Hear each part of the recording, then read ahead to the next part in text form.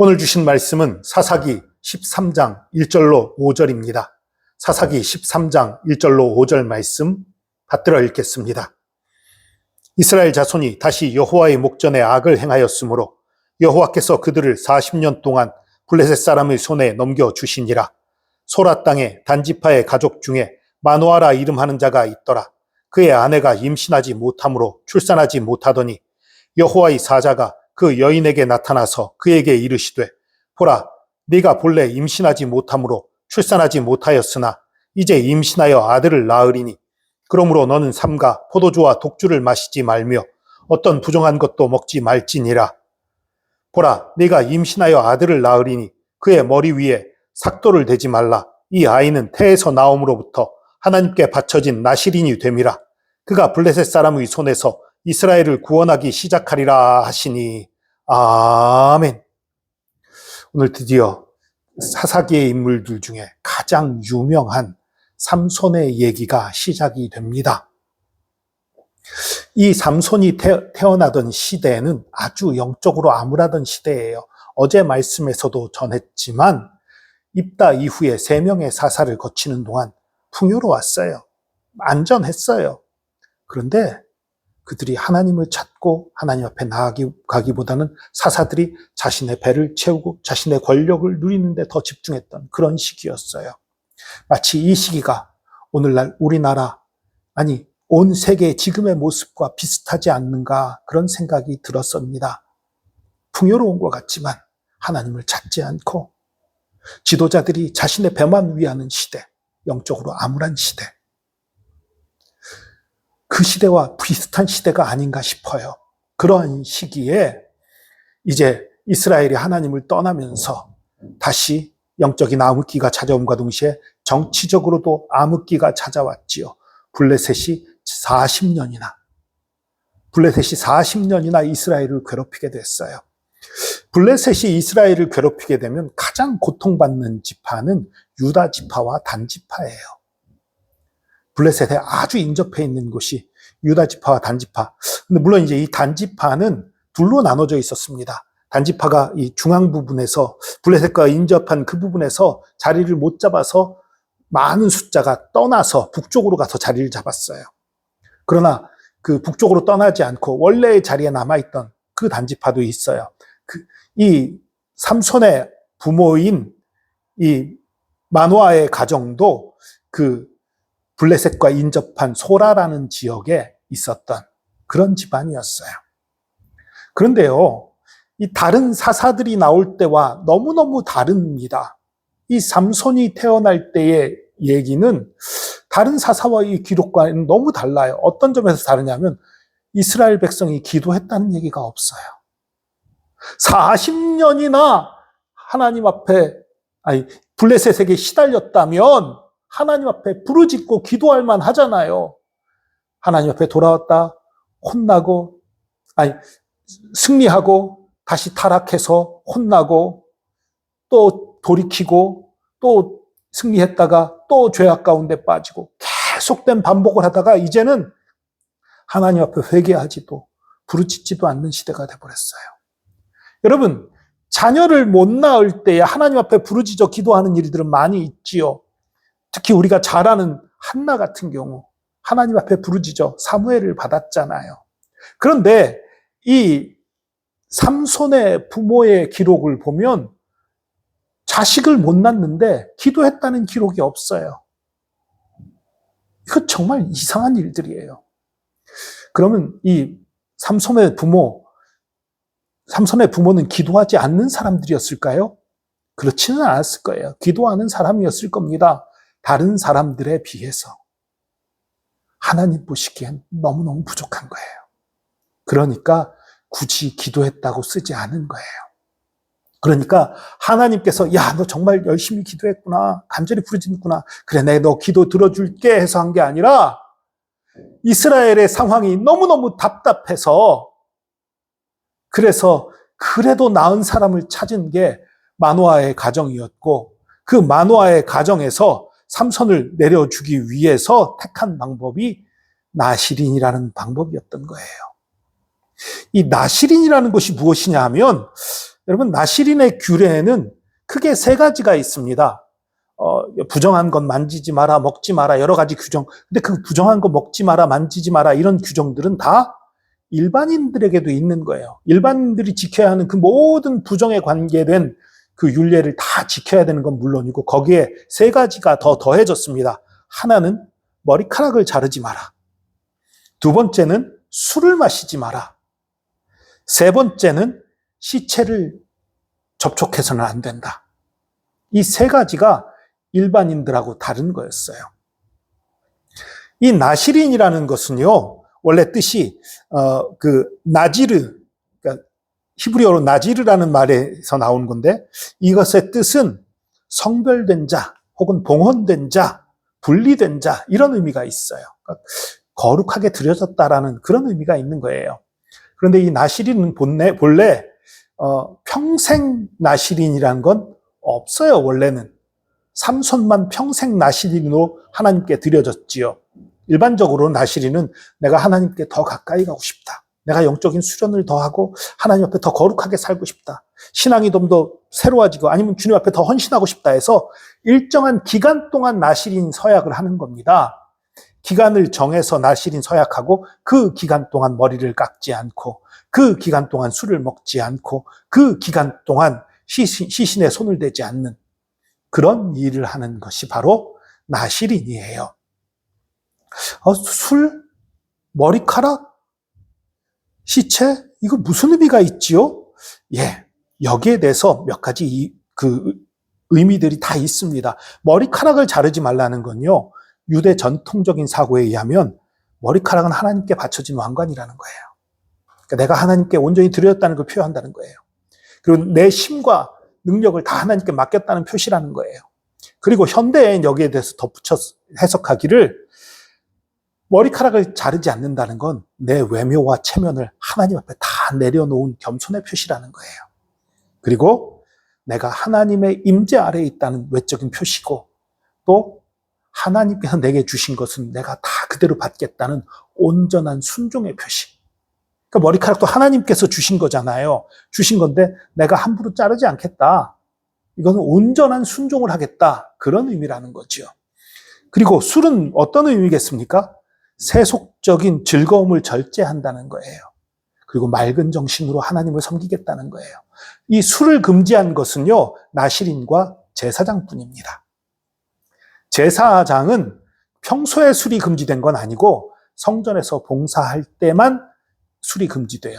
맑은 정신으로 해야 실수하지 않기 때문에 그렇게 한 거지요.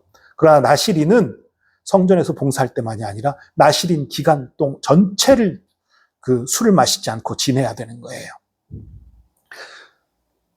그리고 이 현대에 와서 여기에 대해서 이제 술을 마시지 않는 건 더 나가서 감정적인 절제, 그리고 하나님과의 교제를 흐리게 하는 모든 영향력에서 멀어지는 것을 뜻한다라고 얘기를 해요. 아주 합리적이고 정말 명확한 해석 같아요. 하나님부터 멀어지게 하는 모든 것으로부터 멀어지겠다는 것이 바로 술을 멀리하는 것이라는 거예요. 그러니까 정리하자면 머리카락을 안 자르는 건 하나님한테 온전히 드려졌고 온전히 순종하겠다, 그것이고, 포도주와 독주, 그러니까 술을 금지하는 것은 세상, 하나님으로부터 멀어지게 하는, 하나님과 교제를 방해하는 그 모든 세상적인 즐거움, 세상의 것들로부터 떠나겠다는 그런 결단, 그것을 뜻한다라고 보는 거지요. 그리고 시신과의 접촉 금지는 생명, 거룩, 봉헌의 상징. 그리고 이 부분은요, 제사장보다 더 엄격해요. 제사장은요, 시신들을 만지면 안 돼요. 그러나 자신의 가족, 자신의 친족이 죽었을 때는 만져도 돼요. 그리고 나중에 다시 정결 예식을 해야 되지만 그래도 돼요. 그런데 나실인은 무조건 안 되는 거예요. 제사장보다도 더 엄격한 기준이에요. 이 나실인의 전체적인 의미는요, 단순한 금욕이 아닙니다. 금욕하겠다는 게 아니라 특별한 사명에 자신을 드리겠다는 거예요. 하나님이 주신 사명을 위해 나를 드리고 헌신하겠다는 표시입니다. 그리고 일정 기간 하나님께 몰입하기 위한, 하나님과의 관계에 몰입하기 위한 영적 훈련을 받겠다는 거예요. 오늘날로 치면 그 시간, 일정 기간 정해놓고 금식을 한다든가, 특별 기도회를 한다든가, 아니면 그 영적인 작정들을 한다든가 어떤 수련회에 참석한다든가 이런 것과 비슷할 수 있어요. 이런 것이 나실인이에요. 그런데 이 나실인은 아까도 말씀드렸지만 일정 기간만 나실인으로 하는 거예요. 그런데 삼손은 왜 평생 나실인이었을까? 삼손의 사명이 컸어요. 블레셋으로부터 이스라엘을 건져내야 합니다. 그런데 혼자 해야 돼요. 이스라엘 백성들이 삼손에게 호응하지 않는 시대예요. 기도하는 사람이 없는 시대예요. 외롭게 싸워야 되는 그런 상황이에요. 그러기 위해서 그 모든 것을 가능하기 위해서는 삼손에게 역사상 어느 누구에게도 없었던 강한 힘이 있었어야 합니다.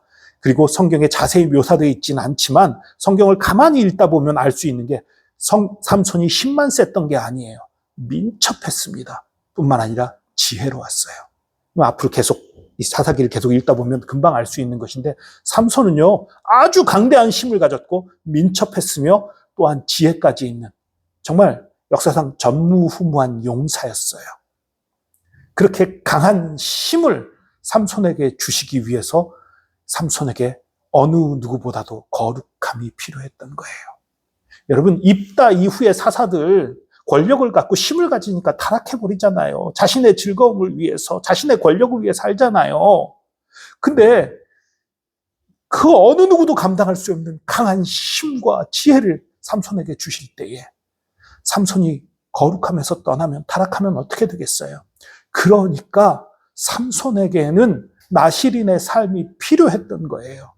그래야 그 힘과 지혜와 능력을 제대로 사용하고 하나님이 주신 사명을 제대로 감당할 수 있었던 거지요.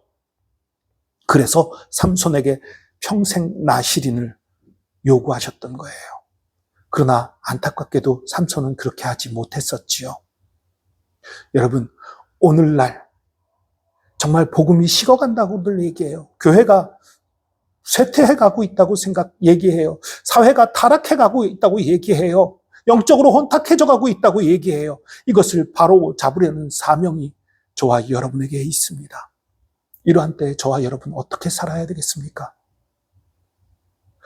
평생을 나실인으로 살지 못할지 몰라도 여러분 시간을 정해서 기한을 정해서 거룩함으로 나가야 되지 않겠습니까? 하나님과 더 밀접한 관계를 위해서 하나님의 나라를 하나님의 영광을 이 땅에 나타내기 위해서 더 헌신해야 되지 않겠습니까? 여러분 TV 보는 게 죄 아니지요. 게임하는 게 죄는 아니에요. 어떤 우리의 취미 생활들 어떤 즐거움들 찾는 거 그거 자체가 죄는 아니에요. 그러나 그것들이 하나님과 더 가까이 나가지 못하게 막을 수가 있어요. 그것들이 하나님을 향한 헌신을 방해할 수도 있습니다.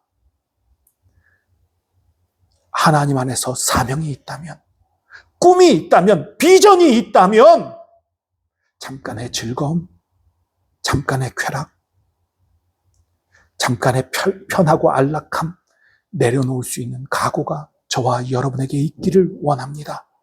그러한 각오를 하고 그렇게 주님 앞에 나아갈 때에 하나님께서 그런 사람을 쓰시는 거예요. 아유, 삼손같이 그런데 어떻게 그런 걸 어떻게 다 해요? 이건 좀 내 즐거움이 조금도 없는데요. 완전한 순종을 어떻게 해요? 예, 걱정하지 마십시오. 여러분, 하나님은요 못하는 걸 찾아내는 분이 아니라 잘하는 걸 북돋고 칭찬하는 분이에요. 삼손이 나실인의 법을 하나 빼고 다 어겼어요. 술도 마셨고요. 시체도 만졌고요. 그런데 하나님이 그럼에도 불구하고 삼손에게 힘을 주셨었어요. 머리카락 자르지 않는 거 하나 지킨 것으로. 그러나 그것이 잘렸을 때 그 힘도 잃어버렸었지요. 여러분, 우리가 하나님 변신을 다지면서 많은 것을 약속하고 못하기보다는 하나하나 약속해 나가시기 바랍니다. 하나 약속하고 그 점에서 하나님께 온전히 드려지고 훈련될 때에 하나님께서 그것을 기뻐하시고 그것을 인해서 복 주시는 하나님이세요. 못하는 많은 것보다도 내가 하나님 앞에 결단하고 작은 것 드리고 헌신한 것 그것으로 인해 칭찬하며 복 주시는 하나님이십니다. 그렇게 해서 하나가 익숙해졌을 때 또 하나 드리고 또 하나 드리고 점점 하나님 앞에 나가며 더 거룩해지고 더 영향력 있고 더 능력 있는 하나님의 일꾼이 될 것입니다. 이런 거룩한 용사가 될 것을 꿈꾸며 앞으로 나아가는 저와 여러분, 그래서 하나님께 크게 쓰임받는 저와 여러분 되기를 축복합니다. 기도하겠습니다. 주님, 혼탁한 시대, 영적 어두움의 시대, 이 시대에 우리가 나시린의 삶을 살기 원합니다. 주님께로 구별된 삶, 거룩한 삶, 순종하는 삶, 세상으로부터 벗어나고 세상 즐거움을 주님 위해서, 주님 나라와 의를 위해서 포기하는 삶, 그런 삶으로 주님 앞에 나가기 원합니다. 주님 붙들어 주시옵소서, 새롭게 하여 주시옵소서, 우리를 써 주시옵소서. 나와 함께 하시는 주님, 우리와 함께 하시는 주님, 우리를 써주시는 주님, 우리를 거룩하게 하시는 주님, 우리를 새롭게 하시는 주님, 감사합니다. 감사드리며 예수 그리스도의 이름으로 기도합니다. 아멘.